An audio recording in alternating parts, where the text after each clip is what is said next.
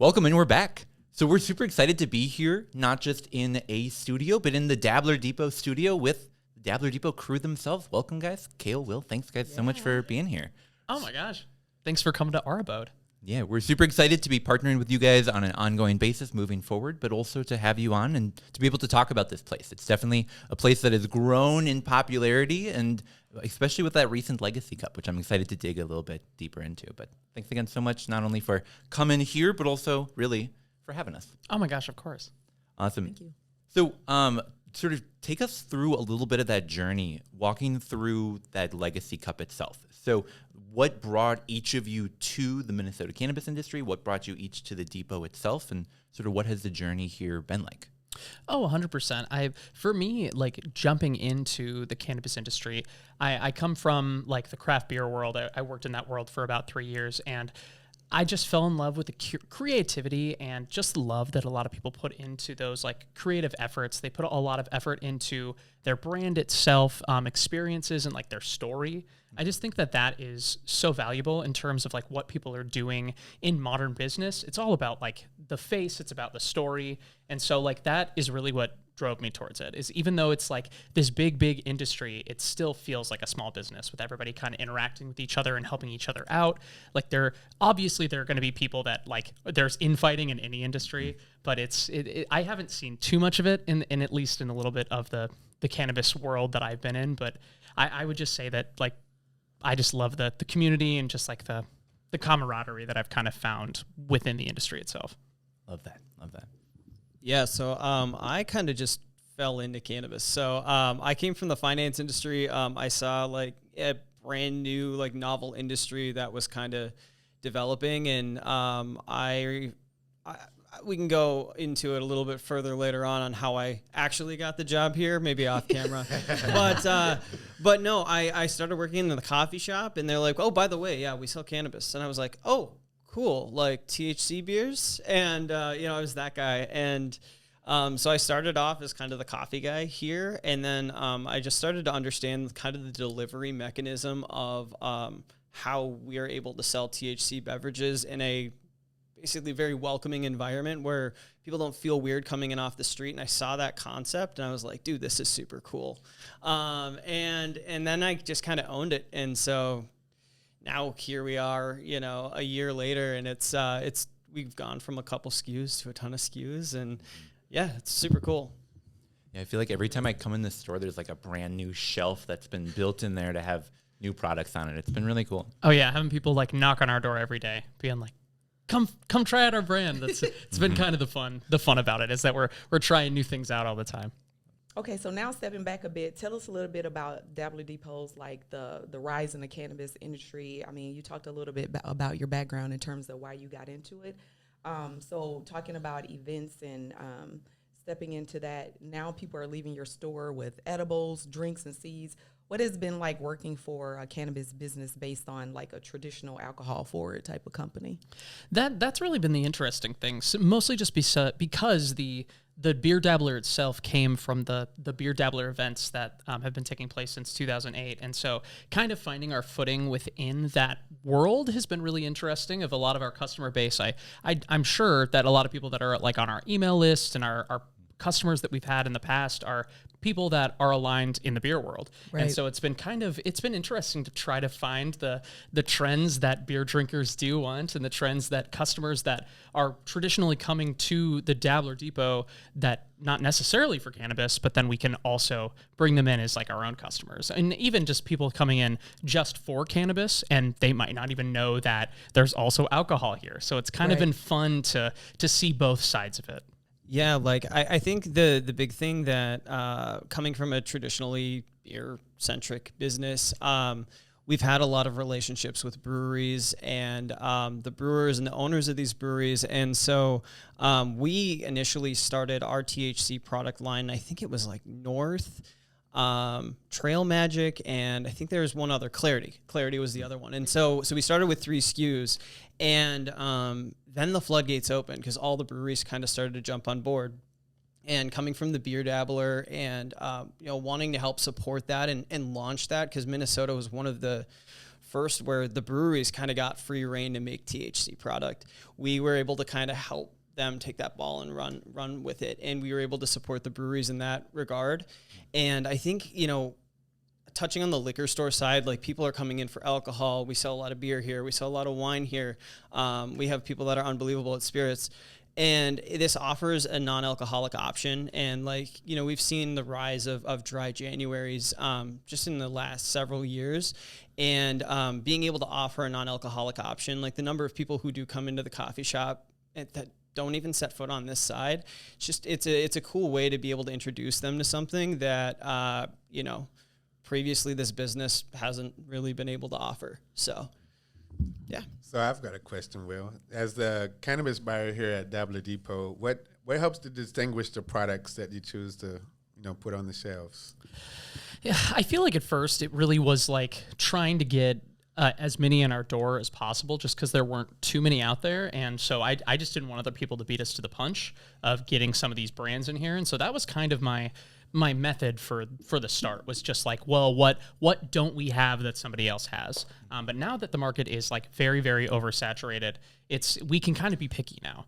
And so we have people come into our, like, banging on our door probably like twice a week of being like, hey, I've got a new cannabis brand. I'd love if you guys would try it, bring it in, let's do something. Now that everyone around the country is kind of making them too, it's been kind of fun to just try all the different things. But I would say one of the main things that kind of distinguishes it is we look for those people, we look for those stories, and we want to help people that are in our community and are trying to do something really cool and are supporting other people around them too. So we always say for them to come in and talk with us and meet us and have a conversation, because that is so much more meaningful than let me ship you an item and you could try it, let me know if you want it. So I think it's just like having that relationship, I think, is the start of it. And it's always setting that good first impression, like with us and with them, making sure that it's a good fit between us as well. Because honestly, the reality is just some products aren't right for certain stores. And so being able to like tell certain brands that, I feel a lot more people are becoming more understanding of that. So it sounds like you're looking for brands that have soul and not just like quality taste, but quality. I mean, quality still matters. And if you got like an insane product and like it's one of the best I've ever had, then I'm gonna bring you in. So talking about the best of the best, going back to the Legacy Cup, congratulations again on that big win. It was an amazing experience for me. It was the first time going. So fun. Kind of talk about what that meant for you in terms of you guys winning that award, and what do you think really set you apart in the minds of the judges for you to take that home? Well, I just thought it was a really great event. Like everybody coming together, it was just so sweet to see everybody just have that passion for cannabis and to be it in the mainstream and kind of destigmatizing it a little bit just in the eyes of the community, that we can have these fantastic giant events. And the only crazy thing that happened was the weather we had to deal with the day beforehand when everybody's tents were flying everywhere. That's the most commotion that we had at the whole event. And I'm sure I'm sure a lot of people thought that like things were going to happen and it was going to be a crazy thing and a crazy event that we can't control. And it just was a great event of love and community and people coming together. And we were so grateful when we heard that we had won. It was fantastic. It meant so much. It meant so much to us because this one was a audience voted award. Right. And so it was really cool to see that our customers are other people that are fans of us that have been following Beer Dabbler since 2008. It's wonderful to know that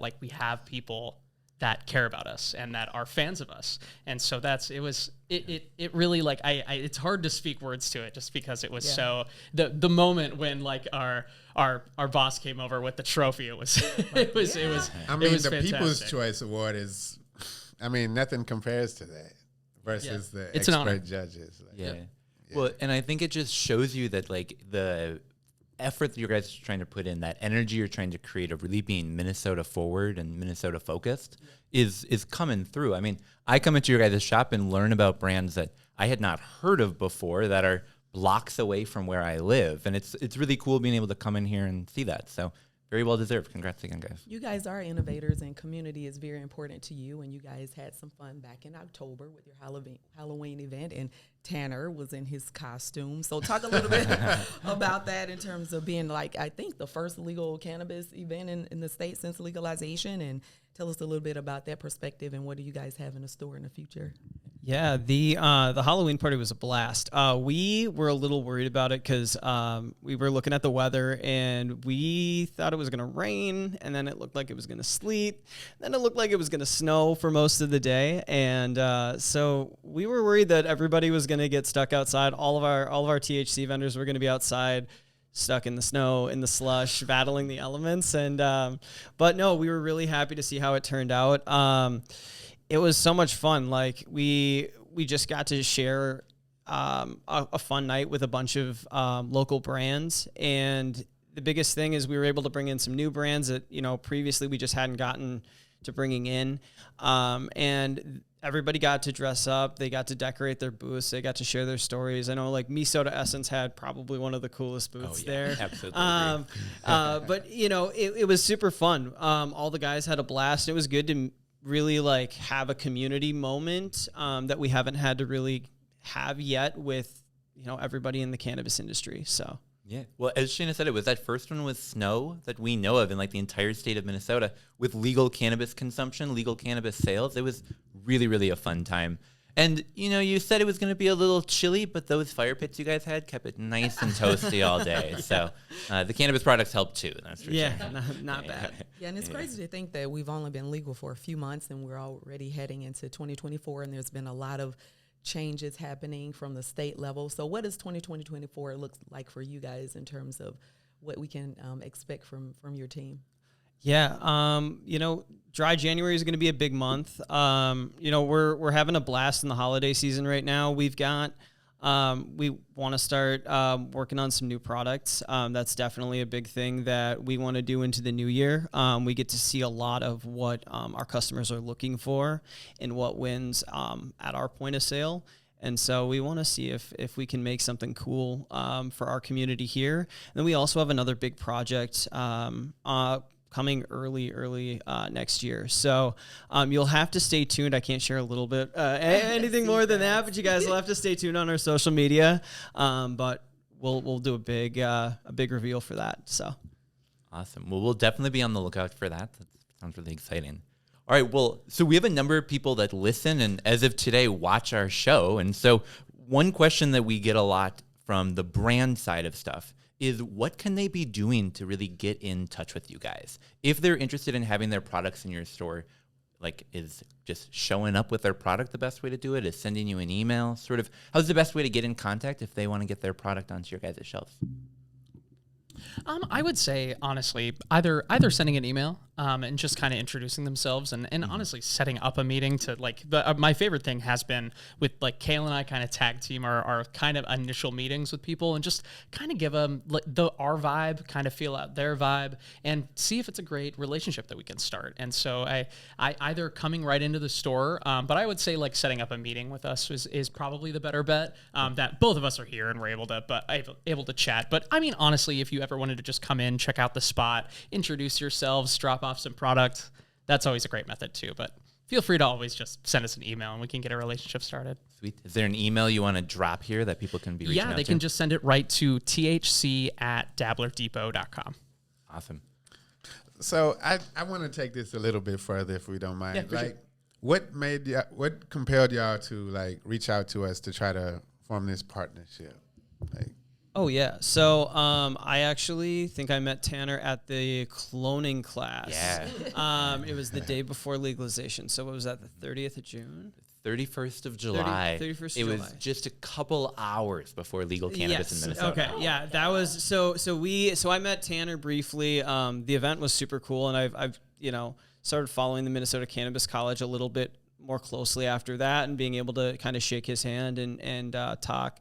And after that, I just have kind of kept a pulse on what you guys have been up to. And when we were throwing the Halloween event, I wanted something more than just a THC product out here. And I was like, I wonder if Tanner would come out. And so, he was, like, super happy to do it, and it was a blast. And so that was really, I think, the catalyst was the cloning class, to be honest. So, yeah.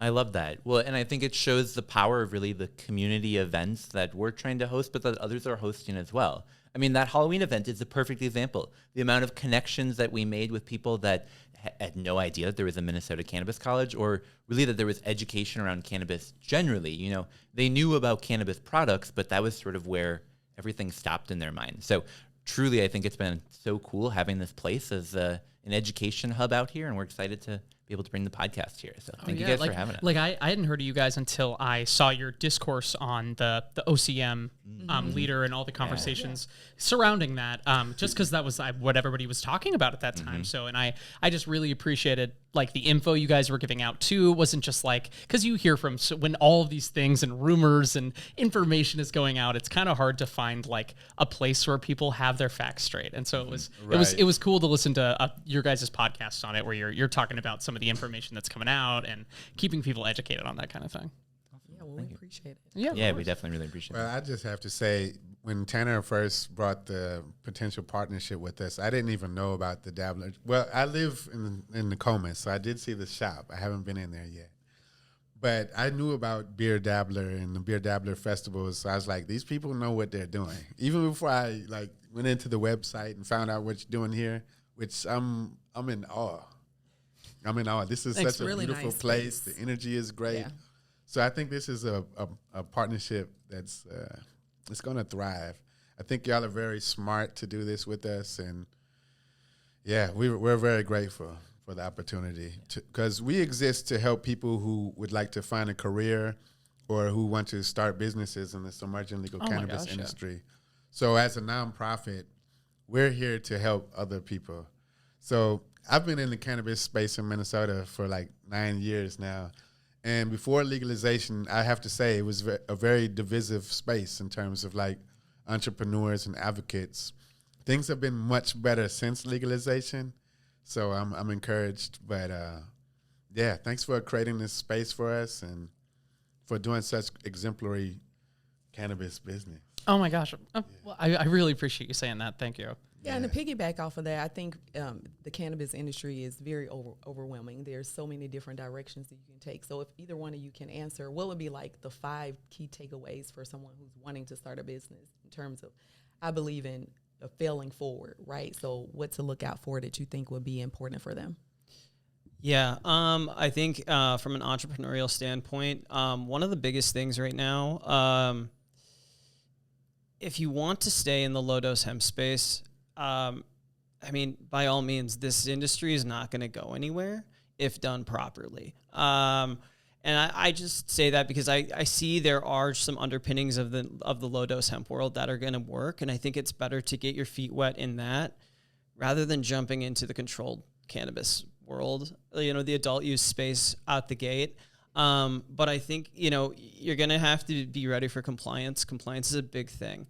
I came from the finance industry, and I dealt with compliance a lot.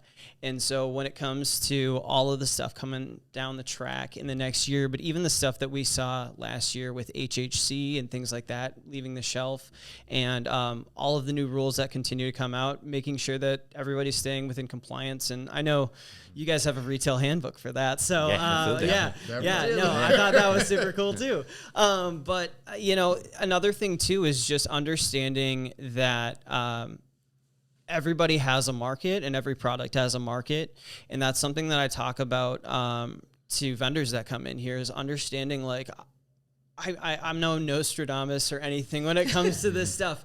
But when I see somebody come through the door and they have a product and they have a story, I can tell if it's going to win or not, because the entrepreneur has something behind it. And there's so many small brands that come in here and they're a one-trick pony, but they do that one thing super, super well. So well that like there's no one else in this space, even if they have more money, that can come in and take that little bit of market share from you. And you can build a business on 100 super fans in this space, especially in Minnesota. We're a very community-centric market, and so there is a way for people to succeed, even if you're really small. Mm-hmm. So really understanding your why. Thank you. Yeah, absolutely. I appreciate that. Do you have any favorite brands at this point? I mean, within Ooh, the that's a hot question. That is a Yeah. very hot question. I mean, I would say probably one of my favorites. That's like the person behind it, the product itself, and kind of what it does. My man Gus Dean, I would say, his cold brew is fantastic. Probably some of the best that I've had, like non THC. And so it's what I drink sometimes first thing in the morning, and kind of gets my day going. Yeah, listeners of the show know that we tried that on our podcast, and man, is it delicious. It's really, really good. Yeah, it's literally in my refrigerator right now.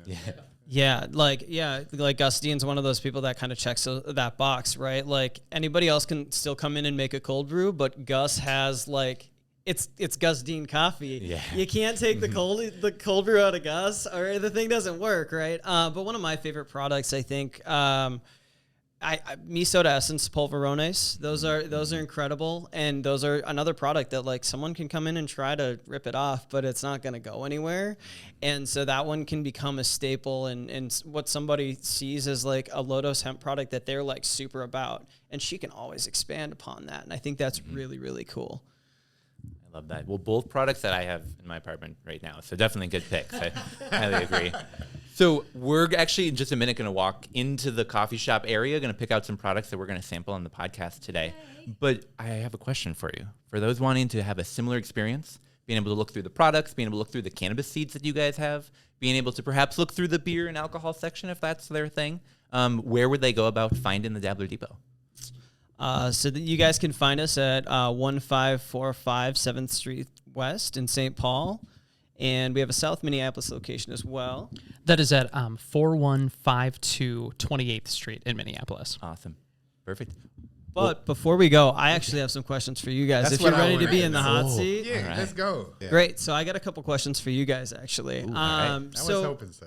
what challenges do you think most professionals will run into in cannabis over the next year? Like, what kind of obstacles do you think might present themselves with the changing of everything going on right now? Oh, that's such a great question. I mean, the biggest thing that we've been seeing from one side of the market, which is people that really have that passion for cannabis, but maybe not yet the formal training or any sort of, let's be real, professional experience behind it, is just they don't know the steps that are needed to be able to run that business. You know, selling cannabis is one thing, but running a successful cannabis business is unfortunately an entirely different thing. And what we've seen in other states is even if there's, you know, supportive license structures for social equity applicants, even if there's perhaps some funding and grants available for them, if there's really not that backup of training, backup of, you know, how do you run books? How do you, you know, hire and fire people? What are the foundations of filing an LLC? Like, I think a lot of these things that are sort of those business 101, really people need to be getting before they're starting that cannabis business. And I think, unfortunately, what we've seen in other states is people are starting that business and then learning the hard way a lot of those lessons. Yeah. Just because there's not a ton of support there for them. Sure. And I think even beyond just being able to run a business, like the cannabis industry is complex because, you know, it's legal in Minnesota, but it's still federally prohibited. And so with all the states that have gone before us, you know, regulation compliance is it. If you can't comply with those regulations, most states are going to shut you down. Sure. And if you're undercapitalized, you're just not going to be able to survive it. So, like, I hear people talking about the green rush. Yeah. Like, most people in the gold rush didn't get rich, you know. Exactly. And, like, in most industries, most businesses fail. I think the fatality rate in the cannabis industry is going to be higher than most industries. I'm just being frank. And so people really need to, they have to, you know, people think that cannabis is sexy, but like if you don't like retail or manufacturing, like don't get in the industry. Because, you know, put the cannabis aside, it's retail or it's manufacturing. Yeah. So like if people don't have that background, they really should understand that's what they're getting into. Sure. So now, I mean, now that we touched on like challenges, what are you guys excited for in the next year? I mean, I'm super geeked to see, like, I think, you know, we're from Minnesota, so we're biased. We do have a superiority complex. And I even think coming from the legacy market, when all this stuff was coming to the West Coast, they thought they could send their, like, throwaway herb. but we're like the pickiest consumers in the whole country. So I really think the Minnesota market is literally, I mean, I'm biased, but I don't like to exaggerate. Like, I'm looking forward to all the creativity and the innovation with the products. Like, we're going to have some of the best brands within the nation. Yeah. It's just a shame because of federal prohibition that it'll be like limited to, interstate trade, not, intrastate, not interstate. And also for me, I think it's the diversity piece. I mean, I joined with these guys because of equity, essentially just the background of the BIPOC community and really being able to create a space and have a voice for them. So I'm really excited to see women and people who may not traditionally you think are cannabis users or want to get in the industry and what that would look like, as Marcus talked about, just the innovation piece. So I'm really excited about that too. Yeah. We want to see the diversity in the industry. Oh my gosh, yeah. And what you spoke to a little bit of just like anybody uses cannabis. Like I've talked to mothers that it's becoming destigmatized at like to play with their kids and to do extra things, and people who come into our shop and talk about like their PTSD and other problems that they're dealing with, that just takes the edge off. Just helps. Right. I mean, if you boil it all down for whatever people's reasons are, it's to feel better. And 100%. So I'm excited to see, the waning of the stigma and people feeling safe and free to, choose a safer option, So I'm excited for the freedom that people are able to experience. Yeah. I've advocated for this for so long. I had a lot of old people saying, when is this going to be legal? Is it going to happen before I die? And so like the Legacy Cup was a beautiful thing because for many years, people have been like keeping this a secret. Like a lot of people have been ashamed about being a cannabis consumer. So there's a level of low level of liberation that comes with this. So, 100%. We would have people come into our shop when we had first opened up, and it wasn't legalized yet. People come and be like, "You guys got that? Like those drinks? That it has THC in it?" I know they got a whisper like it's. Yeah. And so it's actually been really cool since legalization, seeing people that aren't like traditional cannabis users come in and they're like, yeah, I use every day. And like, you wouldn't know it with some people. And it's fantastic to just see how it's been able to kind of just have the boom in Minnesota. Yeah. Yeah, I agree. The fun part too is I have a gang of police officers that come in here for coffee and donuts, and then they actually remark about how we sell THC product, but they'd rather people buy it from us. And I was like, cool, yeah. I mean, they come in, they laugh about it. They're like, how many guys come here out of uniform? And I was like, I don't know, I couldn't tell you they're out of uniform. I mean, they need it. Absolutely. Absolutely. Yeah. It's so funny. It's teachers, police officers out of uniform, nurses. But these are people who traditionally have been ashamed of using cannabis, and now they come to the local coffee shop and they get their donuts and they get their THC and they give their kid their donut and they walk out the door. And it's so cool. It's a totally different market. It's not how I ever envisioned cannabis in Minnesota. And I'm just speaking through my lens, because this is where I spend most of my time, right? But it's super cool to see, and it's super cool to see that stigma kind of dissolve as well.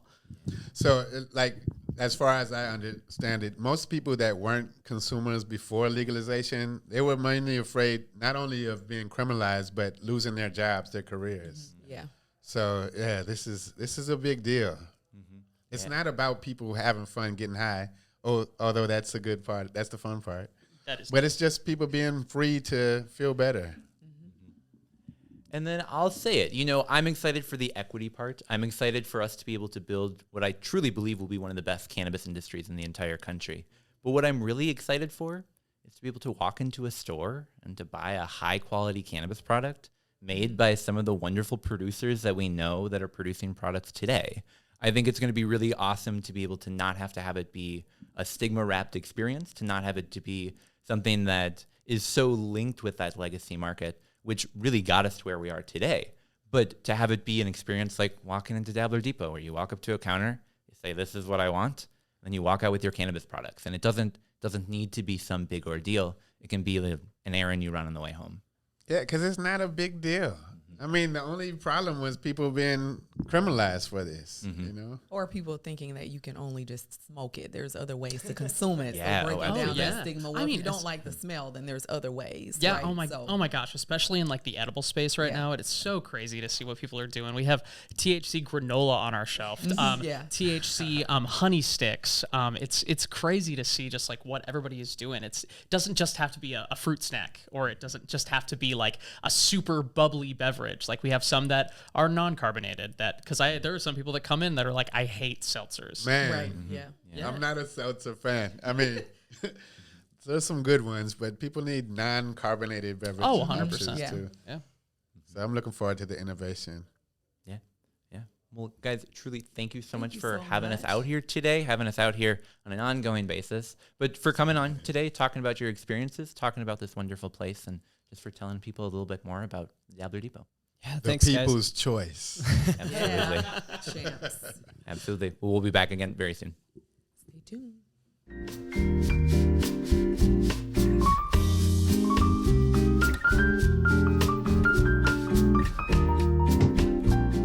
Hello, friends. We are live here, coming for you live in the studio. Welcome, Marcus and Tanner. How does it feel?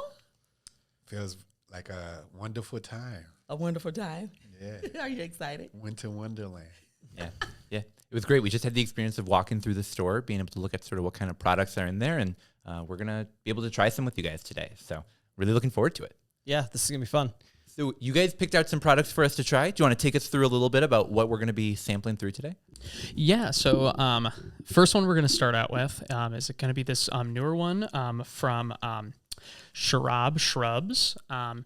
They started as more of like a kind of alcohol like mixer into kind of product that they use a lot of fresh fruit and a lot of other things to use just like in a mocktail or even in like any of your cocktails. And they just do a lot of really interesting flavors. And so they came out with a blueberry poblano flavor. It's a lower dose. It's 3 milligrams. So it won't get you out of your seat to make you fall right out. But it's a really, really tasty one. Awesome. Well, we're It's looking a forward to sexy, trying it. We'll start on sexy ingredient. Blueberries are sexy. And while he's getting that one poured, I can kind of touch on these others. So the Chronic Tonic, which you see right over there, the Chronic Tonic is from Earl Giles. So that one's going to be kind of like a tangerine tonic. They do a lot of cool stuff. You may have seen like the Pifton and stuff like that before. But Yeah, absolutely.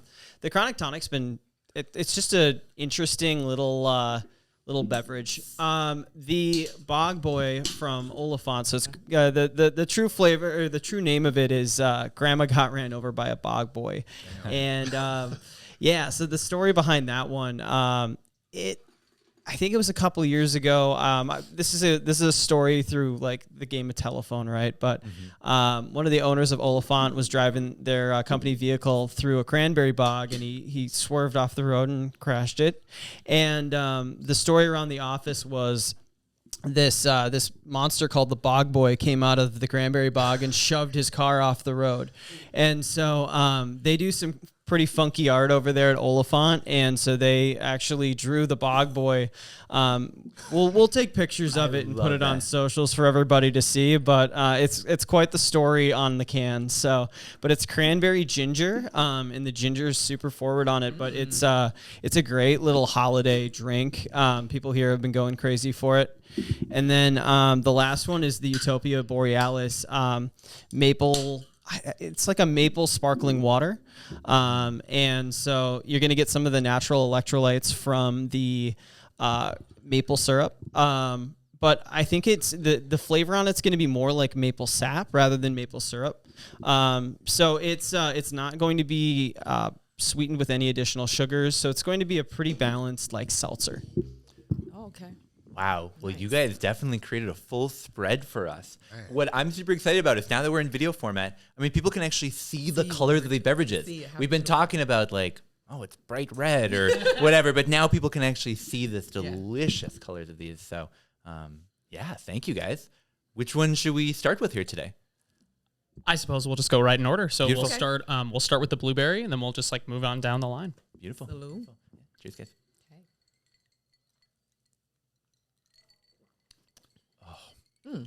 That is Ooh. good. So yeah, with the shrubs, you're gonna get a lot of that, like that vinegar, kind of Yeah. almost like a kombucha, but without. Some people say they're funkier. I don't think they're as funky as a kombucha, but they definitely do have that like vinegar Fermented forward. type. Yeah. Yeah, absolutely. I love that poblano flavor that sort of comes through a little bit. It reminds me of like some of the other pepper ciders that people might get in Minneapolis. Yeah, I would. It's a little more like vegetal than it is like Yeah, spicy. absolutely. But yeah, I really love it that way. Like when I saw it, I was like that. If nothing else, I will buy all of our stock. You know, it tastes like a gentle kiss on the neck. Gentle kiss. I'll take that. Okay. You guys can get that on a T-shirt coming soon. To Literally. Wow. Dabbler Hey, welcome Depot, a home. gentle kiss on the Welcome neck. What's next? So the next one's going to be the Earl Giles Chronic Tonic. Yeah, let's get that in the shot. Yeah. Oh, yeah. So that one's going to have a little bit more tangerine, so you're definitely going to taste that. But the color on it doesn't look like they added any additional colors to make it look a certain way, which I enjoy. Sometimes the cup appeal doesn't always need to be there, but It has kick to it for sure.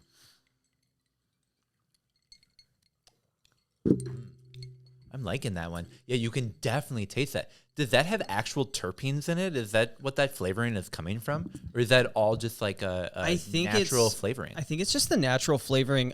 Their newer like Pifton ones are all terpene infused, but I think that's just your natural flavors from your hemp extract, really. Well, that is delicious. Yeah, that They one's good. really That one- I nailed like that that flavor coming Yeah. through. That's awesome. Yeah, that's a standout. Oh, Yeah, you're that one's killing super it. cool. I've liked a lot of the stuff that's come out of Earl Giles. Just swinging. Everyone has been cool and innovative. And you know, it's a drink that you can't really find anywhere else, and so it falls into that uniqueness. And they always usually have a spot on our shelves in some way, shape, or form. Very cool. Next one's going to be the Bog Boy. So Bog get ready for Boy. that one.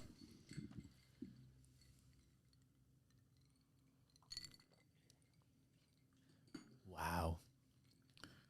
Similar to Like, their wouldn't- other wouldn't- beverages. But wouldn't you say it's like nothing? Like Yeah, that's I the thing. was It's about like to say, I it's don't so really- interesting that ginger really hits you. Like you get that kind of deep cranberry flavor on the back end. Yeah, it's definitely a holiday sipper. Yeah, I was about to say, yeah, it gives holiday vibes. It makes me think of old people with flavor. Oh my goodness. Seniors. I'll take that. Not coming to a T-shirt. I live in a neighborhood with a lot of old people, and I love it. Wow. A Yeah, lot of I old people in the parkway. like that one. I'm going to be finishing this one. Yeah, that one's fantastic. The second one is my favorite. And so then far. the last one will be the Utopia Borealis maple beverage. Thing that's really great about that is they source all of their own maple syrup. They grow all of their own hemp in a farm. Mel and Kenny are the two people behind it. And they dry and cure all of their hemp. Then they just send it off to Superior Molecular to make the material. And then they send their maple syrup and the material over to Bent Paddle, 30 minutes away from them. And they make the beverage for them. That's so cool. Yeah. We did an event with Canna Connect up in Duluth, actually at the Canna Lounge at Bent Paddle just a couple of months ago. Super fun time. But I saw this beverage there and didn't get a chance to try it, so I'm really excited to be sampling it today. Yeah, I love how light it is. Like that's one of the main things. Is like you think if you hear like a maple, like sparkling water or a maple soda, like you're thinking it is going to be way over the top, but it's got like a really really nice like subtlety to it. This is easy, like Sunday morning. I was about to say, I need some pancakes. Yeah. It's a perfect wake and bake beverage. Sure, yeah. I can Nice see plate it. of pancakes. You don't even need the maple syrup. You can have it all in the can. Yeah. I love cakes. A big stack. What type of cakes? I'm sorry. Well, So now that we've had a couple sips, kind of wanted to turn the mic back to you guys again. So with you know the Minnesota Cannabis College, I guess what would you guys say your mission statement is, and then what kind of goals do you guys have set for the next year? Like what are a couple big things that people can expect from you guys? Oh, that's such a great question. So our mission is really to help support people who want to become part of the cannabis industry or want to grow their own cannabis at home. You know, our main focus is on helping people that have been traditionally barred from some of the entrepreneurial or employment paths that we all know, but that really have not been available to people for decades, for really a lot longer. So our goal is really to help be that bridge. You know, there's people with the passion, there's people who really have the drive to be part of the industry, who maybe just need someone to sort of point them in the right direction, or give them a class on how to run their books, or, you know, maybe walk them through the process of being able to grow cannabis at home. Our mission is really just to help people connect with this plant in new and exciting ways. You know, we've chatted as a board many, many times about Colorado and states coming online and it being so exciting. There being this big influx of jobs, and then there not really being the people to fill those jobs that really should be part of the industry. And so our goal is to really help people, especially over the next year as our industry is coming online, get the information and the training they need to be able to go and grow the industry that we all want to be having on board. Yeah. Sure. And for us to continue to be leaders, bring you fun events, Sure. you know, more information. So yeah, we're excited about that. That's great. Well, what can a business, either a fledgling business or an established business, what can they do to kind of help people that have traditionally been ignored by this industry, or people who have been demonized previously for working in, the legacy market? Yo, that's such a great question. I mean, Marcus, I'm sure you have a lot of thoughts on this, but one that comes to my mind specifically is a couple weeks back, we tried to have a product on the show that really donated money from their proceeds to helping support social equity entrepreneurs. And unfortunately, we weren't really able to find one. And I know that this is an industry that people are not making as much money as I think some consumers think that they are. But I really would love to see the people that are already part of this industry really sort of put their money where their mouth is and really help to support people who want to be the entrepreneurs. If you're a store, I mean, providing space for people that are social equity applicants to really have their products front and centered and being able to meet with consumers. And if you're someone who has that financial ability to go and invest in businesses, I mean, think about what entrepreneurs you want to be supporting. Marcus, what are your thoughts on that? Yeah, well, I think that it's imperative for people who are going to take advantage of this legalization and profit from it to give back, and to recognize all of the damage that was done through prohibition, and to just be intentional, Like, we're going to be intentional about having some diversity in our business. We're going to be intentional about, creating space on our shelves for, quality, social equity businesses. Yeah, and just give back. Yeah. You could create a roundup program at your store and give to the Minnesota Cannabis College. Yeah. We used to joke back in the days of the campaign of full legalization that if people donated like $10 for every ounce of weed that they bought, we'd be able to change the world. And I think if people looked at their cannabis purchases similarly today, you're going to the store and you're buying $80 of products, and really think about, what are you doing to support other businesses through that? But I mean, that's just the consumer side. I think there's so much more to helping to support people. But yeah, Marcus, absolutely. So in terms of something you guys didn't touch on, but I think you guys probably definitely have knowledge on is incubation. So how could a business, is there a way that a business could take in people and give them those skills that might be necessary for them to succeed? Because I know you touched on that a lot earlier, where people might get licensors or they might get access to the industry, but then all the other pieces aren't there for them to actually perform. Could you guys speak to that? Yeah, I mean, we had the opportunity a couple years back to work with a grower and a processor. So Loon Lab here in town, and then Grounded Gardens about an hour west. They're now actually here in St. Paul, but they were previously about an hour west. And really being able to try to create some internship programs for people that want to maybe spend a couple hours a week, knowing that there's not a lot of money in this industry. You might not get paid a bunch, but at least having that opportunity to go and get that experience. So I think if it's someone listening right now that's running a cannabis business, think about maybe creating an opportunity for someone to come in who maybe you wouldn't traditionally hire, or maybe a role that, isn't the highest priority right now, but really would provide some high quality education to someone. You lay the seed now, and that person can grow into your future CFO, they can grow into your future head grower, they can grow into your head processor. I think really creating the employees that you want to have in the future now, if you're a business. And then in terms of people that are hoping to get a license and then create incubator programs afterwards, really we're just sort of hoping that the rulemaking process goes in a way that will allow businesses to do that in a way that really supports these social equity applicants and not just sort of provides a space for them to go and work and sort of lose out on their business. Sure. Yeah, I like the idea of internships, but I think if we're talking about people who are trying to be entrepreneurs and maybe they don't have a background, an extensive background, providing some level of mentorship for promising, aspiring entrepreneurs, I think would be great for companies that have that capacity. Yeah.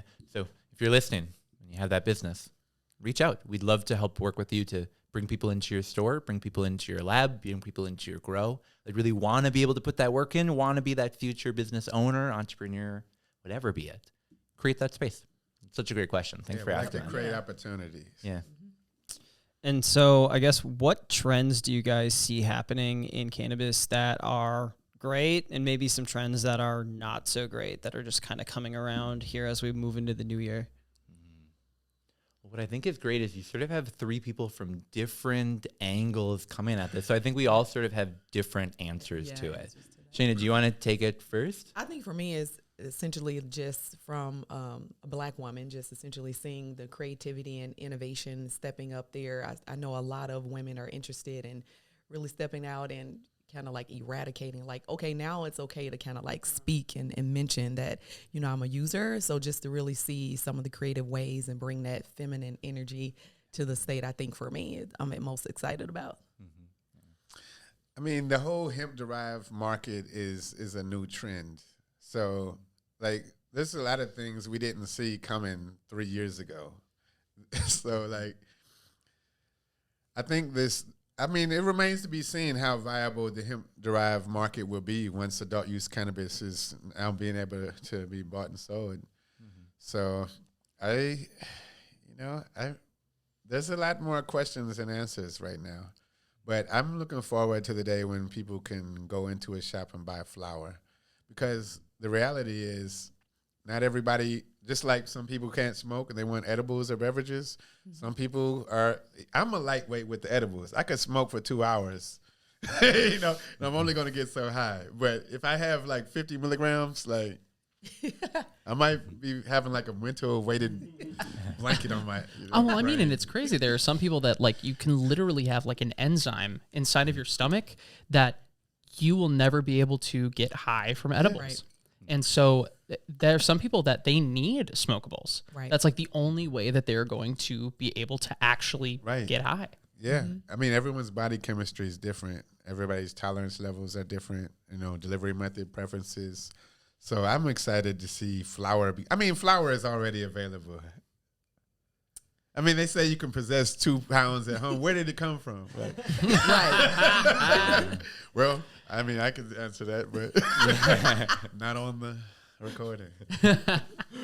Well, so I sort of have a two-pronged answer. One that I think is really Minnesota focused, and one that I just like personally really hope happens. The Minnesota focused one is we're the first state where literally throughout the entire state of Minnesota right now, you can buy cannabis products prior to adult use coming online. I mean, the state of Minnesota, the Department of Health has a map you can go look at, shows you all the little dots where people are selling cannabis products.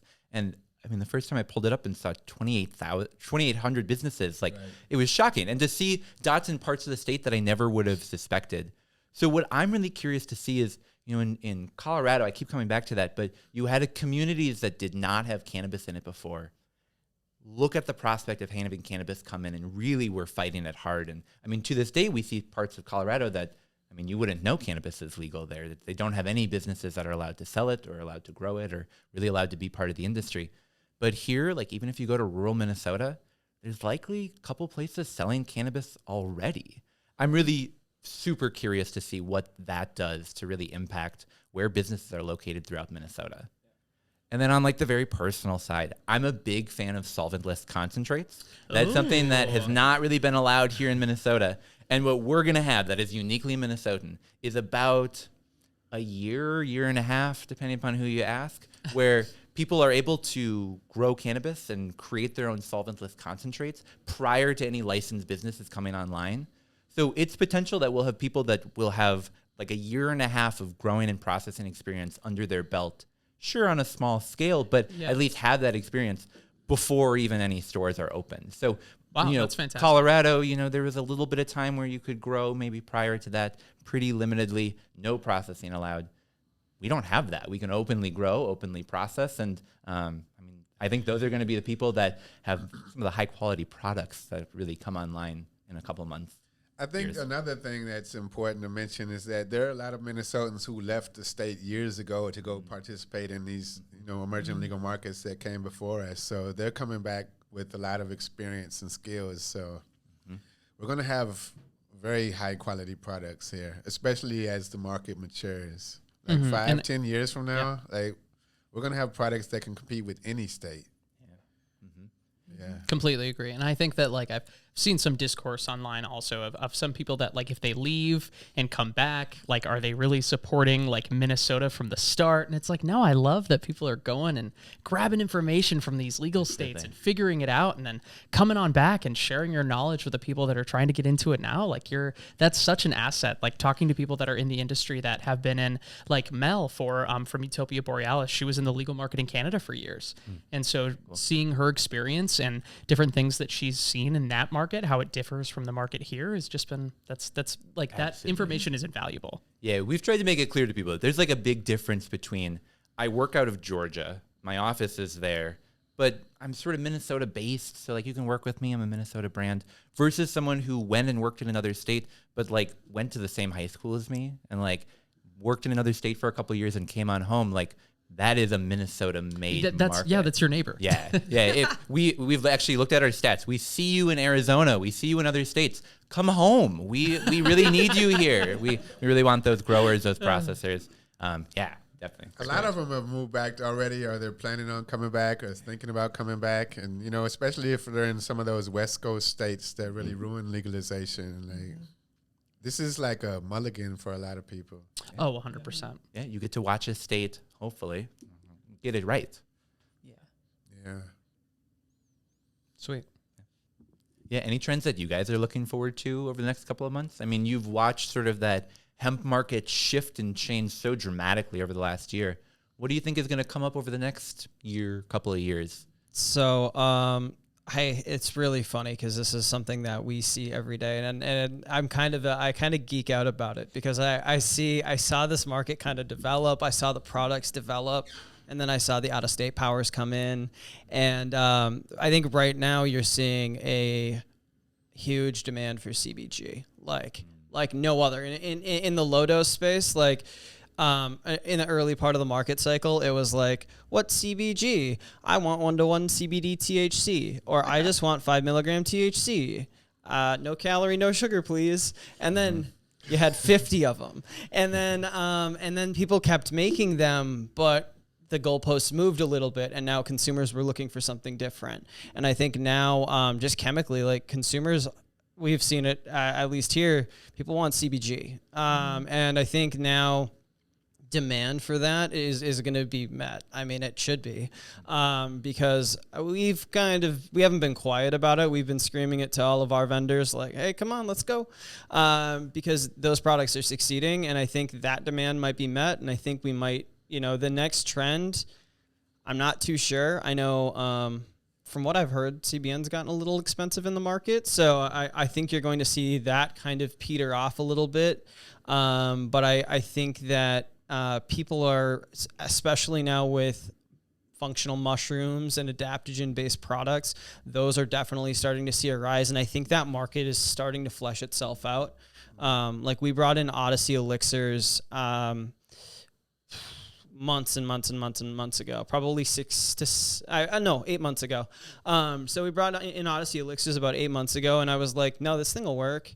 It's a mushroom drink that doesn't have THC, but it can also act as kind of like a bailout provision for people who consume a little bit too much THC, get some caffeine, get some L-theanine, get some lion's mane, and, it can act as kind of something to keep you sharp once you consume or if you've consumed a little bit too much, but also it's a replacement for your standard energy drink. And it's not a cannabis product, right? But it kind of can share shelf space with that stuff. And now you see products like Flow coming out from Stash. that's a really cool product. The market likes it. And so I think more like functional products will be coming to market because every time it's been done in the last, I'd say 6 to 12 months, we've seen a nod from the market, at least in our stores. So yeah, we a couple months back tried that balanced with adaptogens product on our show. And I mean, it's really cool seeing how open and accepting the cannabis industry has been to what other ways can we enhance people's lives? What other products can we add to perhaps provide additional things in these products? Adaptogens, mushrooms, just being one of them. Yeah. Oh, 100%. And I mean, I'll do similar thing for you of what I've been seeing, and then more of a personal one. That I, as Cayle spoke to it, I just think that like people are getting more educated on these things, and even they're understanding that the terms indica, sativa just are not that accurate anymore. And so people are looking for more of the cannabinoids that are in there. They're looking for CBD because it helps them with their back pain. They're looking for CBN because it's the only thing that helps them sleep. So that I've just been seeing more interesting and creative cannabinoid profiles in beverages and in edibles. I just think more people will get excited about those. And that's what I kind of see trending a little bit. And personally, I just love a good spiced beverage. Like I haven't seen somebody come out with a chai yet. Like if you could like come out with a chai, Dude. I'd be all over it. All over it. I know somebody's listening. Make that. Wow, that does sound really good. You know, Yeah, when I'm sorry. Go Oh, ahead. no. Go ahead. No, you first. All I was going to say is we saw like so many seasonal type products. You know, I saw a couple like Apple products come about, but chai is, I think, a big one that we're missing. Yeah. Chai is popping in my house right now. But I was going to say that, you know, when you think about the reasons a lot of people choose cannabis, you know, it's the chronic pain, they have sleep problems, Anxiety. or just stress, you know. So I sleep very well. It's probably thanks to cannabis. So it's good to see that people are going to have increasing access to products that can help take the edge off and help them sleep better at night. And be comfortable with speaking about that with their friends. Oh and my their- gosh, you know yeah. what I'm saying? That they can say hey, I went into Dabbler Right. Depot and I got some sleep gummies that helped me. Like that's Yeah. Yeah. And the Grateful Dead sounds super great.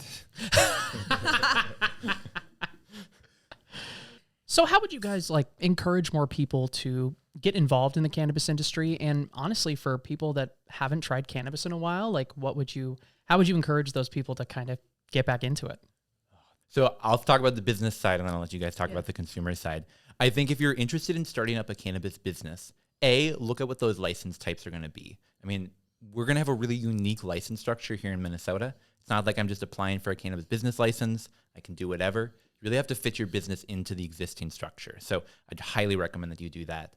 But if you're someone who's just sort of wanting to maybe dabble, no pun intended, in the cannabis industry a little bit, maybe sort of get your toes wet and want to try making a cannabis product, there's a lot of brands out there that do something that's called white labeling. That's actually something we've talked about on the show before. And if you have an idea for a beverage, an idea for a product, an idea for something that you really want to see on the shelves, well, there are manufacturers that are making products that really are looking for people to partner with. So if you're someone that wants to be part of that future industry, I actually would recommend you might explore starting your business today, even if that edible might not be what you hope to do in the future, or maybe if that beverage isn't like your long-term goal.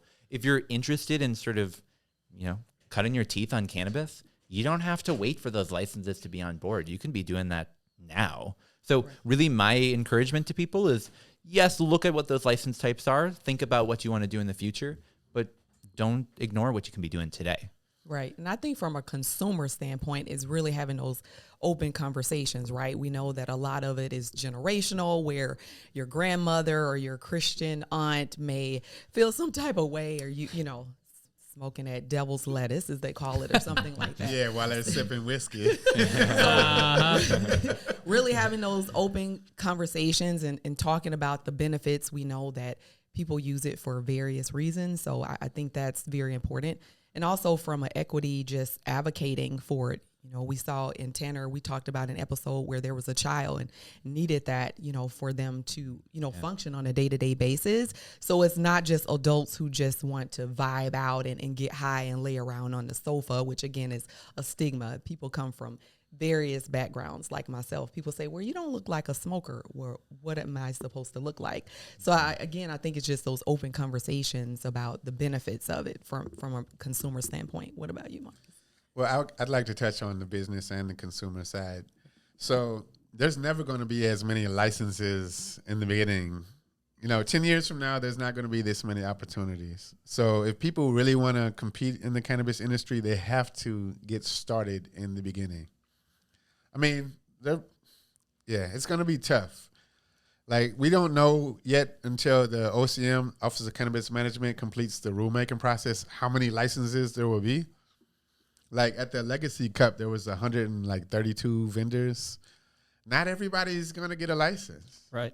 Mm-hmm. Yeah. So, yeah, it's going to be interesting to see people who may have invested a lot of money that don't even get a license. So I would just encourage everybody you have to get ready now. I mean, there's already a lot of people who are ready.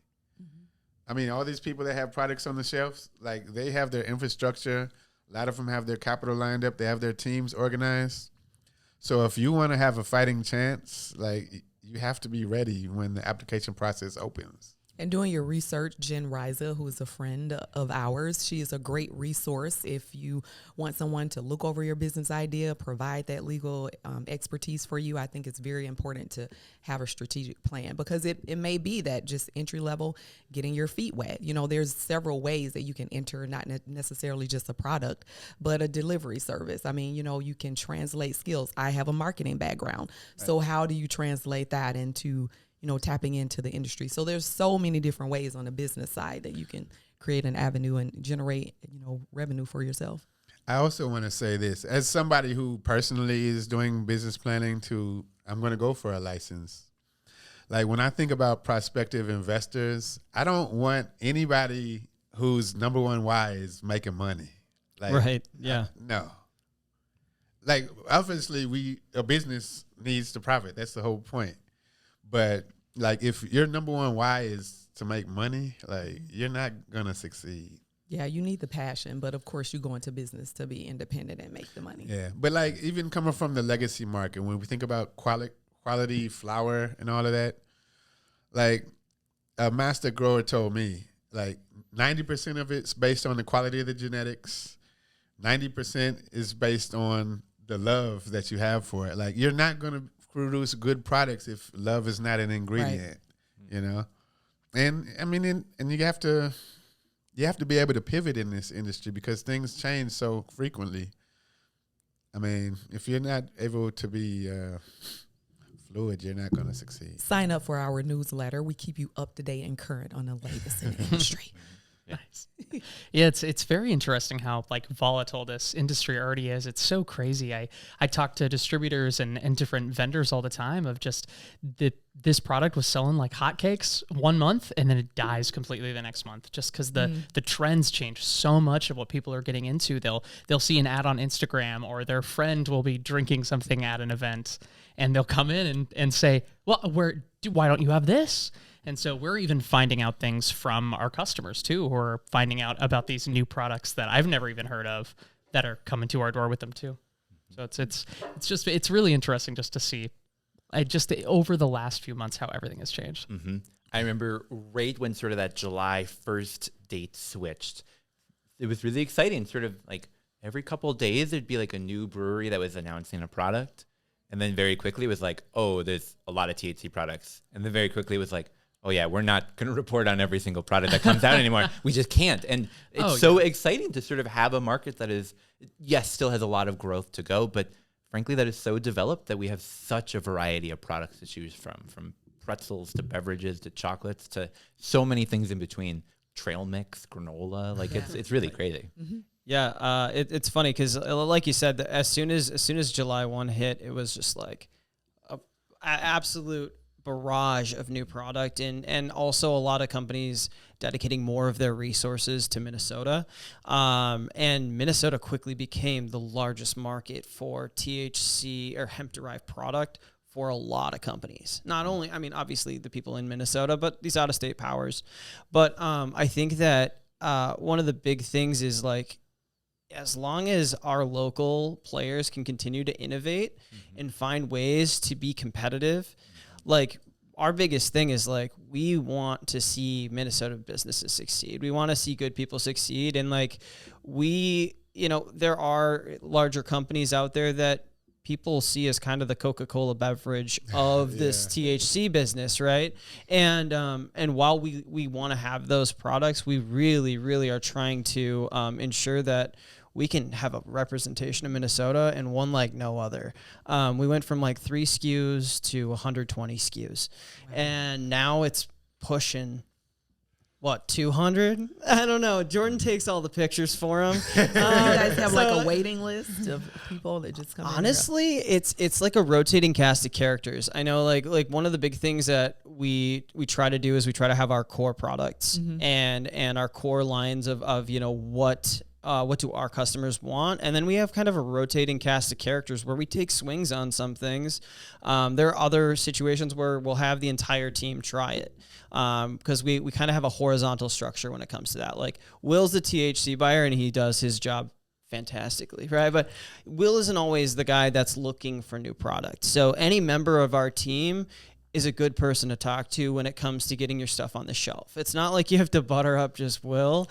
Love him to death. I won't say no, but So Will, all those Caribou gift cards that I gave you were for nothing? I thought, jeez, I thought I was buying shelf space. Right. That was really tone deaf. We have a coffee shop, but Oh yeah, darn. Yeah, now it's sort of mean. But yeah, like I mean, honestly, we don't really have a waiting list. It's more of like if your product can win at the point of sale and the story is compelling and we want to do good business with good people. Right. And we want to elevate local brands. If it's your first week in business, but you came out with something that's super cool, we want to see it. Like, honestly, like you can reach out to us on social media at Dabbler Depot THC. You can pop into the store, any one of them. I mean, if you go to our South Minneapolis store, it's kind of small, but there's always going to be somebody there who can at least get your product in front of us and we can try it. And, we love to see new cool stuff. And if your product's wacky and it's just something that hasn't been done before and it's unproven, still bring it in. Cause like, I want to see something new on the shelf that'll make people go, yeah, sure. Whatever. Let's try that. Let's see if this is for me. So, yeah. And cannabis consumers, they want to see variety. Yeah. And a lot of these products are new to people. So there's going to be a lot of experimentation. So yeah, the more variety in the beginning, I think.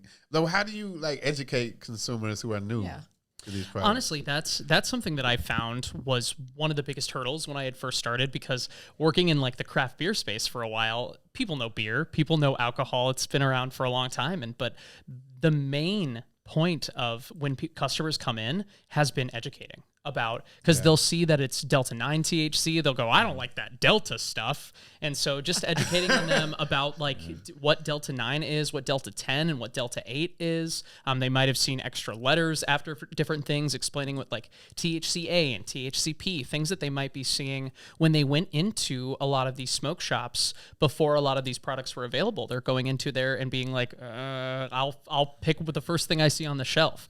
And so being able to educate these people and help them feel more comfortable with buying these things, and not that it's like a seedy backroom deal. Right. That they can come in and we can talk to them about this bubbly little fruity beverage that we have that's going to make you feel a little funny. And so just being able to even just destigmatize it that way, that it doesn't have to be this big. You're not having a trip. You're not having this crazy experience every time. Just saying like, this is a low dose option that is just nice to drink while watching the football game. Right. Right. Yeah. You can take your edibles and sit on the sidelines at your kid's soccer game and nobody will know. Oh, no. Yeah. Well, I just want to also add, like, I remember, I'll tell a quick anecdote. We went up north and we stopped at this like smoked fish and cheese shop somewhere up there. And Madiba's mom started asking questions, and the woman said, I don't know. And it wasn't until this guy stepped in the back and started educating her that like they started selling a lot of products. Because if there's a competitive advantage if you have people behind the counter who can like inform the customer. Absolutely. You could go from making no sales to a lot of sales just by helping the consumer understand and like selling it with some enthusiasm, you know? Mm-hmm. Yeah, I think that the biggest part about educating consumers is, and I think, you know, you guys asked what set us apart when it came to the decision for the Legacy Cup, right?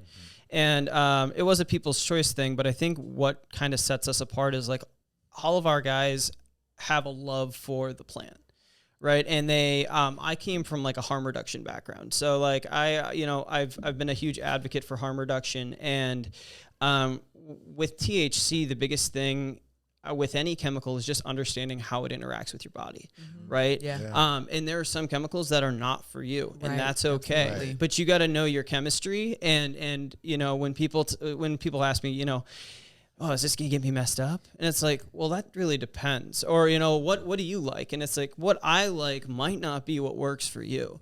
And so everything from just your milligram dosage on THC all the way into, well, how are we going to tack on additional cannabinoids to help us get to where we want to go, right? People come in, they're looking for a gummy, and it's like, okay, well, tell me about the experience you're trying to have. Right. And then let's unpack that, and let's see what you've taken before, and let's try to curate that, right? If it's your first time, and I'm worried that you are going to take 3 gummies because you don't feel something, I'm going to give you something with a little bit higher CBD and tell you that's the right product for you. It might have 5 milligrams THC and 20 milligrams of CBD, because if you take 2 of them, that CBD is going to be the shutoff switch, and you're going to go night-night. You're not going to have a bad time off the gummies at Dabbler, right? But those Dabbler gummies got me, right? And I don't want people to have that experience coming through the door. I want them to be able to trust that, you know, we can help curate that experience for them, as long as, you know, our guys are asking the questions. And you know, they are. I've been here every day for a long time. You know, I take a couple days off here and there, but I still come in and check on the shop just to make sure everybody's having a good time. But you know, we love our regulars and we love our new customers who, you know, may have had a Colorado gummy experience, or you know, they had a brownie one time and it was a little too much. And like a new product we just brought in, Mary and Jane's Sunny. So they're THC melts with Kana in them, and they're 1 milligram. And so they actually have a product that they launched. We just haven't gotten them in yet. We should have them in by the end of the week here. But it's the Dose Discovery Kit. And it's really for those people who had those experiences and think that maybe THC isn't for them, but they can try it in a controlled, metered fashion. The testing on it was really solid, and I thought that, you know, the women entrepreneurs that were backing it, like I love it. I love everything about that, because it can help destigmatize this, and it can help bring this product to people who traditionally wouldn't have it. It's for the mom who wants to still be present when playing with their child, right? But taking a gummy might not be the thing that they think they should do, right? And so, yeah, being able to find your dose, find the cannabinoids that work for you, and finding that blend. And then once you got it, right? The only thing we got to worry about is maybe your tolerance. But, you know, we can always work on that. We got adult use coming down the road. Yeah, those 1 milligram ones are really interesting. I remember buying like a pack of the Granny's pretzels a few months back, which are also like those 1 milligram for pretzel, and thinking like, all right, this is cool. Like, they taste great, but I got to eat the entire bag in one sitting to sort of get what I'm looking for as a consumer. Right. Like, no one's going to buy this. And then I've since met so many people that are like, nah, 3 milligrams is where it's at for me. Or like, I really like that 5 milligram. That's sort of where I prefer. And eating a couple of pretzels or having a couple sort of whatever the dose serving is, like, I think that's just so cool for new consumers to the cannabis industry. Oh, yeah. And I would even say for people that think that these like lower dose beverages or edibles like won't do anything to them, if they've never had a beverage with THC before, their body has never processed it that way. absolutely. And so there are some people that are everyday smokers, but the beverages, they can only do like 5 milligrams. Oh, yeah. Yo, I Absolutely. took And so it's absolutely crazy to just see how some guy right here. people, it's wild. Like, and so it's very, very cool to just see how it affects everybody a little bit differently. CBN could make you wired. It's all these different things that could just do the exact opposite of what you think it will. And so I think like just experimenting and coming into it with like a place of fun and a place of discovery, I think is the right mindset to have, because you want to be able to explore and find out like what does work for you and what might not work for you. And so knowing what's not good and knowing what is good is just another way of self-discovery. Yeah, learning the dose is so critical because Oh my gosh, yeah. if you like, I'm in the psychedelic space too, and I'm all about like harm reduction or risk reduction. So we often say you can always take more, Classic. but you can't take less. Oh yeah. So start slow. Yeah, you didn't. Give it some Oh time. yeah. You can add more cars onto the train, but once it's left the station, You don't want to be Sound check, hunched over your sofa thinking, when is this going to end? Forever? Is this forever? yeah. Because I took 25 milligrams of, and it was a long night. It's a long night. Oh, what? Well, I think the Minnesota Department of made a stop selling the infused sugar, Oh, but it was very effective. Oh, it's like the THCP that was being sold in the marketplace. I was at I think it was a gas station that was selling THC stuff. And I watched an old lady come in and she's like, oh, this is 3 milligrams. Great. It's, the 5 is usually too much for me. And it was a THCP gummy. And I tried to intervene, and she's like, no, it's fine. I was like, ma'am, please just take like a quarter of that, because and I guarantee, because the onset for that can vary, but usually it's about a 2-hour onset, and that effect lasts a very long time. And if somebody takes like one of those and it's like, oh, in an hour nothing happens, they take another one, they're gonna have a bad time. And that's not the point. It's supposed to be pleasant. Pleasant, yeah. I mean, genuinely, that was my first experience with THCP. Is I went into a head shop before everything was available, and my wife and I were going up to the counter, and the guy said to us, "This one hits the hardest," and so that's the one that we bought, and he didn't tell us what dosing should be, shouldn't tell like how many you should take. So we each took one, and like I genuinely, my wife and I like had an experience, I think, for like 12 hours. God. It was crazy. It was crazy. It was crazy. We had to work the next day. Hey, that's why this is one thing I would say for consumers. Sourcing matters. Yes, absolutely. Yes. Sourcing matters. Like, you should learn which of these brands have enough integrity to produce products with good ingredients, and shop from retailers that can give you some basic education about the products that you're consuming. Like, don't take a chance, I would never buy from certain stores. I just wouldn't. And once you learn which are the best like brands out there that are right for you as an individual, like, support those companies. Well, here's the thing: you wouldn't buy from just any dealer, right? No. Right. You go to your guy. And It's Well, clean. you said the treated gas station exactly is the like same. buying sushi from the gas station. That sounds like a bad idea. Well, and one thing that people have here that literally is at no other store in the entire state of Minnesota is you can buy your cannabis product and walk by this window and watch us live record the Northern Lights podcast. Yes. It's a pretty cool thing here at the Dabbler Depot. So. Yeah, bring your signs. Bring your signs. Yeah. You can hold them up. We'll turn the camera around like on the Today Show. It'll be great. Yeah. So, something from like a retailer perspective, what do you guys look for? I know you guys probably consume quite a bit of flower, but when it comes to beverage and edible product, what are you guys looking for chemically? What are you guys looking for flavor wise? And what does that branding look like? And it doesn't have to be like super specific, but like what compels you guys to buy a THC product, having tasted quite a bit? When looking for products to try on the show, we try to feature newer products. So I think if I'm going into a store for the podcast, I have the mindset of like, what's the newest thing? But if I'm going in to just like have something for at home, it's really looking for like, what is that flavor that I'm looking for?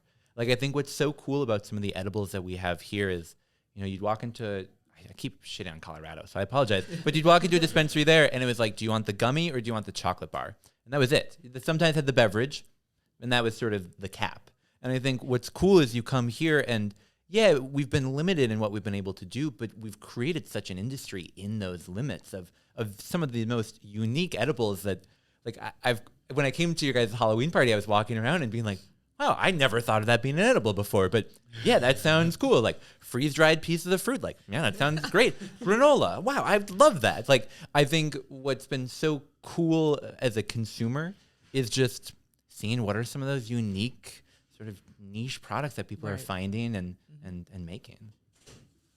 I think for me, flavor is always going to be like the number one factor. But I think similar to how you described it, like if a brand has a good story, if the branding is compelling, it's going to make me curious. But the only way they're going to keep me is if the flavor is right. I mean, like the blueberry poblano, that flavor is compelling. I want to taste that. And like if there's a good design in terms of the can or the bag, that's going to make me curious. Yeah, what are your thoughts? I agree. Packaging is always, obviously, the marketing. I always look at the packaging, but then flavor, too, is always big. But I always like the research because, like you said, integrity. Like, how are they sourcing? What is their mantra and, motto, and what do they really stand for? Are they really for equitable type of processes when they're creating a product or, so that's what I really look. But I'm a fan of flour, too, so I don't really get into, like, the... Yeah. I'm a flour man and concentrates. Yeah, which we can't buy anywhere. Me too, but I do love edible. And one thing that really I think is like the biggest turnoff for me when I'm looking at a product and like I'm considering buying it is looking at it and going like, oh, all the information is on the QR code and scanning that QR code, and then it like doesn't really go anywhere. Yeah. Or you're like looking at a product and I'm like, wow, I've never heard of this before. Like, I wonder who made this. And you're like looking all over at the can and you're like, I still don't know who made this. Like, I think. What I really look for is products that taste good, products that are delicious, products that are unique, but also products that are compliant. Right. Like, we're sort of at a part of the industry where if you're coming to a store like Dabbler Depot, you don't really have to worry about that as much. But, if you're walking into a small tobacco shop and really no disrespect meant towards them, like, the rules have changed a lot. Like, I get sometimes it's hard to keep up with things sometimes, but it's terrible when it's a product that looks great, sounds great, and just, unfortunately, isn't compliant. Yeah, that's been one of the things as well. So more so when it was more like the Wild West, when everybody was saying. I was kind of educating some brands on some of the I didn't see the QR code on there, or hey, I didn't.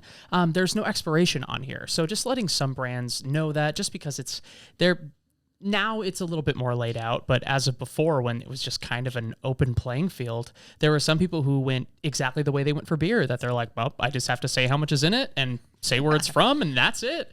And so just figuring out what you all need for like nutrition facts and everything as well, of knowing all the ingredients that are in this in case you have like an allergic reaction to something. Like there are so many things that are just so important to make sure you're putting on those labels. One thing that like, even when I shop for beer, I like craft beer. Like, no offense, but I'm never going to buy Coors or Michelob or Busch. Yeah. No I offense. don't like beer in general. Jab and the uppercut. But, so I like craft quality products. And, like, even as we were lobbying to get this legal, like, we were telling legislators, we don't want big marijuana. We don't. So, like, I'm excited to see the Minnesota market. Yeah. The cream that will rise to the top. So to wrap that point up, chemically, for hemp-derived product, what would urge you guys to try something? What is a cannabinoid blend that works best for you? So I hate to jump on the bandwagon, but Steve Eggenman, a friend of mine, really introduced me to that CBG world. It's one of those things that I had heard about. I'd seen products, but never really tried myself. And I think I've found different ways to implement that in my life, and seeing a product that has CBG in it, it definitely sort of piques my interest. It's like, oh, maybe this isn't just a product that I have to take before bedtime. Maybe this is something that, like I personally feel like in my experience, it really helps me when I'm, trying to write a book or trying to craft out some stuff, is I can sit down, really focus a bit better. That's my own personal experience, but when I see CBG in a can, it does really make me more interested in it for sure. Yeah, I think that's one of the rising stars of the cannabinoids. And what about you guys? I mean, anything that you see that makes you want to try something new, or?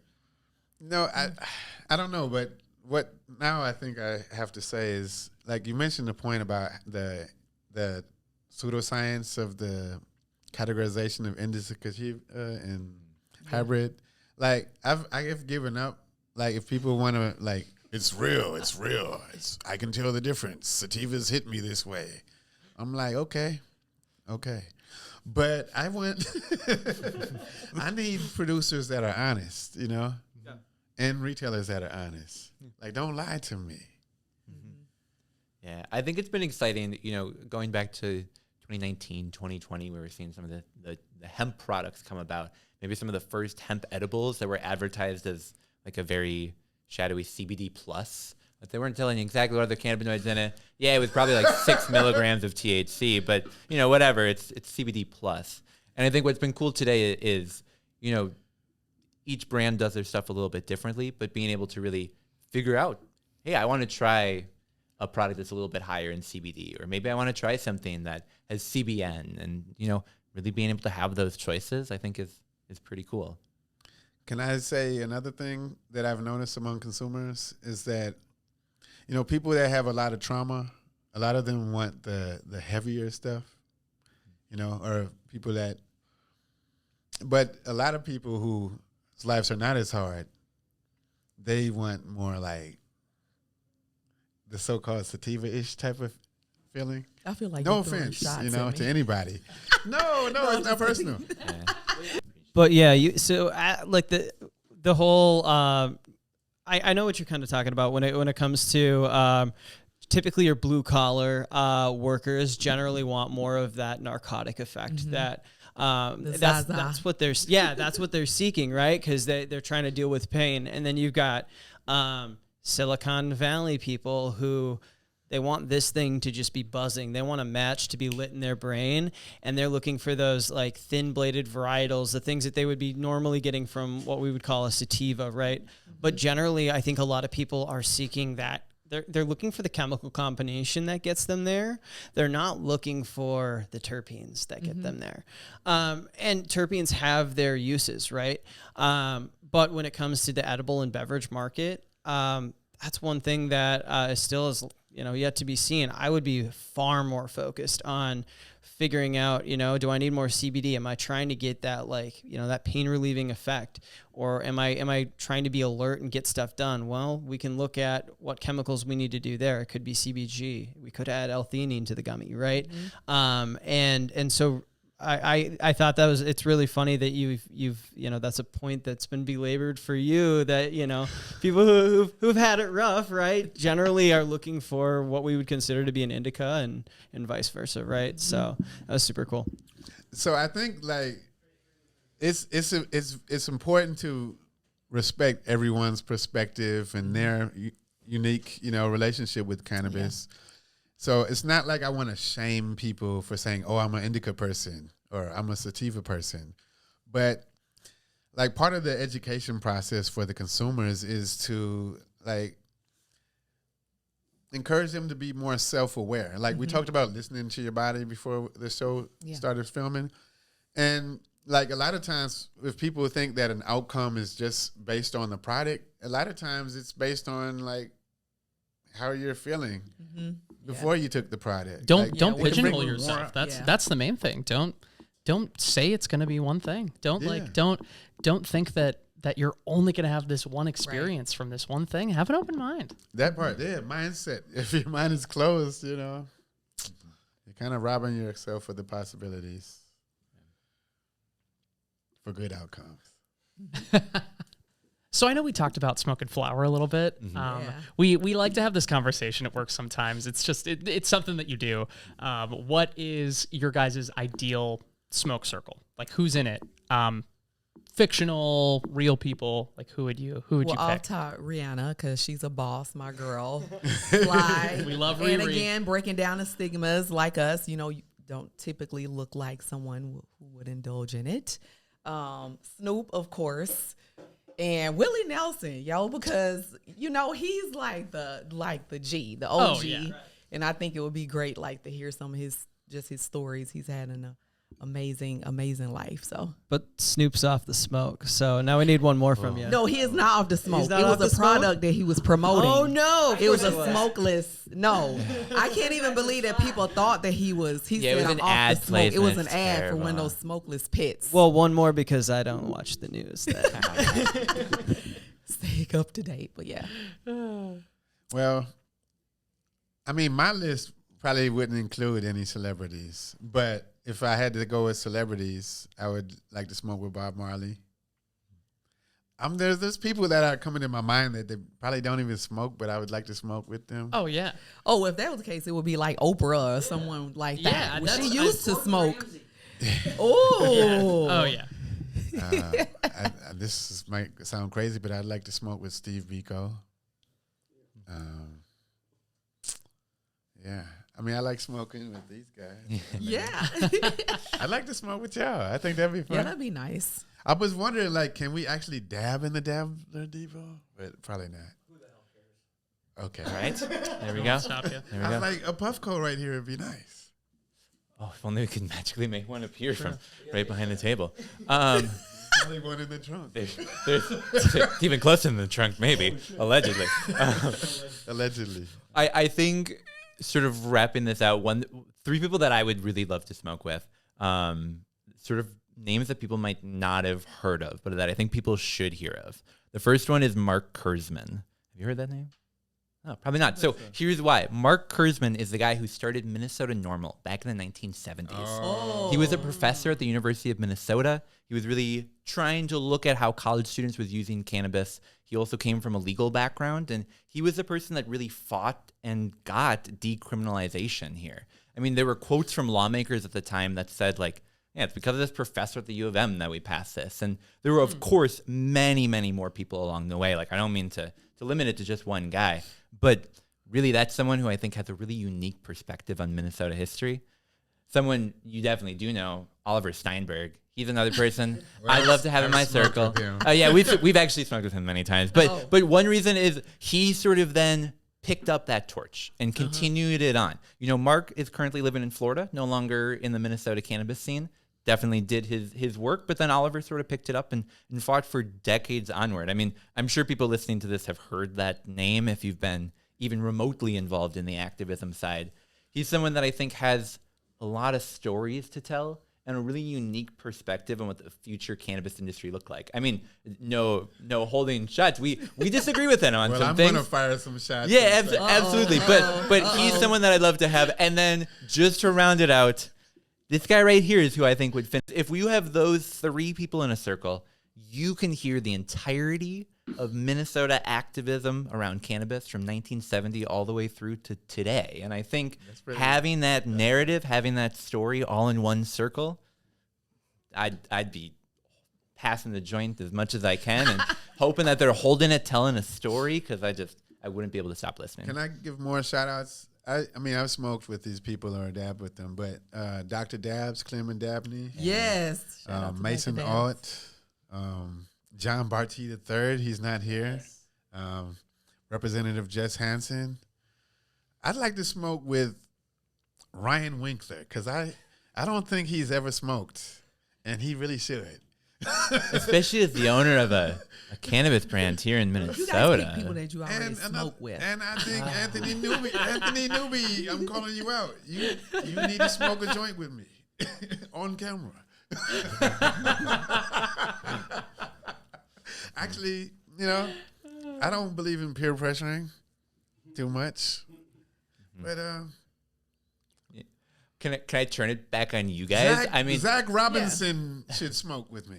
Representative Stevenson. So you guys had this conversation here. Calling Who are you some of out. those names that you sort of brought up as like, oh yeah, of course that's a no-brainer. That's someone I would add to that sesh. Let's see. I think for myself, should we make it themed? I think I wanna have a little theme here. I would like to have Clem has handed me a joint before, but I've actually never smoked with him, so that'd be super cool. Gosh, who else? I mean, there's a lot of names. I might need to take a pause on that and give it over to Will. I'll let Will go. Yeah, that was hard. Yeah, I feel like one of my go-tos has always been Seth Rogen. That's just like a classic. Seth. Yeah. And I also just feel like he seems like a very down-to-earth dude that just you would love to smoke with. Like, you just look at him and you're like, wow, that guy's been around a joint. And you know he's not going to pull out any huff. No. Some gas. And he's really advocated for like federal yeah. legalization. Oh my So gosh, he's yeah. been very outspoken about it. I want to smoke with Steve D'Angelo. You guys just keep Yeah, adding to absolutely.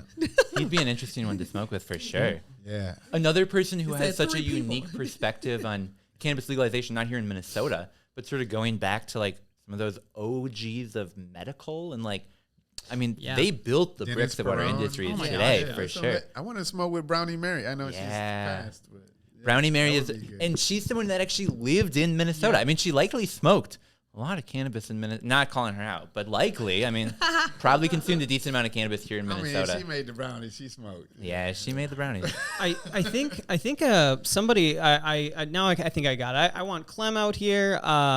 We can do it in the parking lot. It's fine. We'll have Clem. Yeah. I would like to see party foul. I'd like to see Kat Franklin. Actually, I think she's a wealth of knowledge, and I'd love to pick her brain. I ran into her a couple weeks ago, but yeah. And I think the final one would be, I'd actually kind of like to see Sean Weber smoke a joint. Because He looks like he needs to smoke.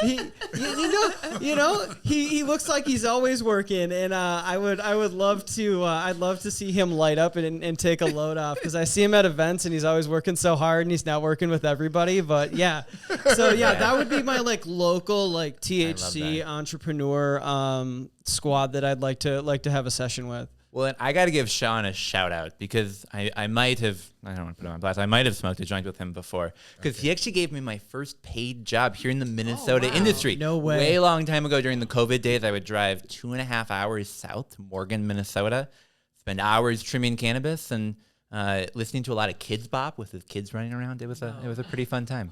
That kid's bop.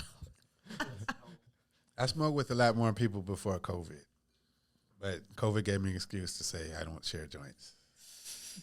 Yeah. Speaking of sharing joints, we're here at the Dabbler Depot. You said the Puffco. It sort of magically appeared. I mean, we usually get high when we do these product reviews. Would you guys like to join with our Do we need to go outside? sesh? Sure. We While don't you have our guys are 3 heating it people. up, Yeah. one of the biggest things and the kind of the reason that Dabbler Depot's even here is the beer dabbler.